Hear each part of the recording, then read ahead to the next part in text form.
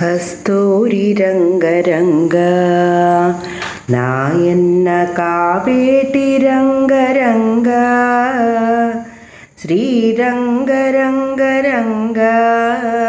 నిను బాసి నేనెట్లు మరచుందురా. కస్తూరి రంగరంగ నాయన్న కావేటి రంగరంగ శ్రీరంగరంగరంగ నిను బాసి నేనెట్లు మరచుందురా.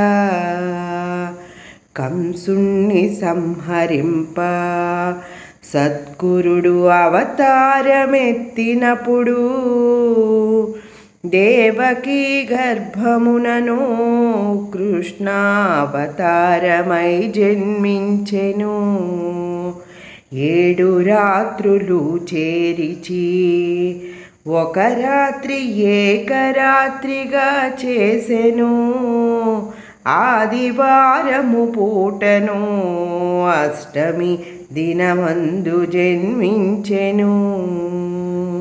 కస్తూరి రంగరంగ నాయన్న కావేటి రంగరంగ శ్రీరంగరంగరంగ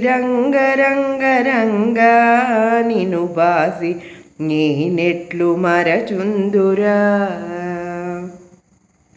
తలతోను జన్మమైతే తనకు బహుమోసంబు వచ్చుననుచు ఎదురు కాళ్ళను పుట్టెను. 7 తాతులను జంపినప్పుడు కస్తూరి రంగరంగ నాయన్న కావేటి రంగరంగ పుత్తిళ్ళ మీదనప్పుడు బాలుండు చక్కగా పవళించెను. తన 2 హస్తములతో దేవకి తనయుణ్ణి ఎత్తుకొనెను. అట్టాలపై వేసుకు ఆ బాల అందచందము జూచెను. వసుదేవ పుత్రుడమ్మా ఈ బిడ్డ వైకుంఠవాసుడమ్మా. కస్తూరి రంగరంగ నాయన్న కావేటి రంగరంగ శ్రీరంగరంగరంగ నిను బాసి నేనెట్లు మరచుందురా. నవనీత చోరుడమ్మా ఈ బిడ్డ నందగోపాలుడమ్మా. సితపత్ర నేత్రుడమ్మా ఈ బిడ్డ శ్రీరామచంద్రుడమ్మా.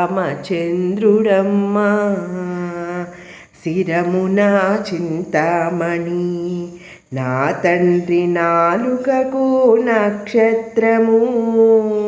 పండ్లను వరసవేది భుజమున శంఖచక్రములు గలవు. కస్తూరి రంగరంగ నాయన్న కావేటి రంగరంగ శ్రీరంగరంగరంగ నిను బాసి నేనెట్లు మరచుందురా.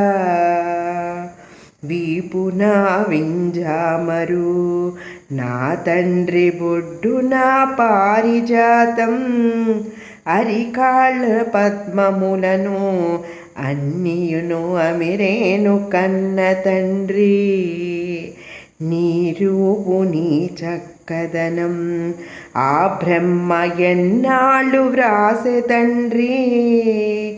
అన్నకారి కడుపున ఓ అయ్య ఏల జన్మిస్తివయ్యా. కస్తూరి రంగరంగ నాయన్న కావేరి రంగరంగ శ్రీరంగరంగరంగ నిను బాసి నేనెట్లు మరచుందురా.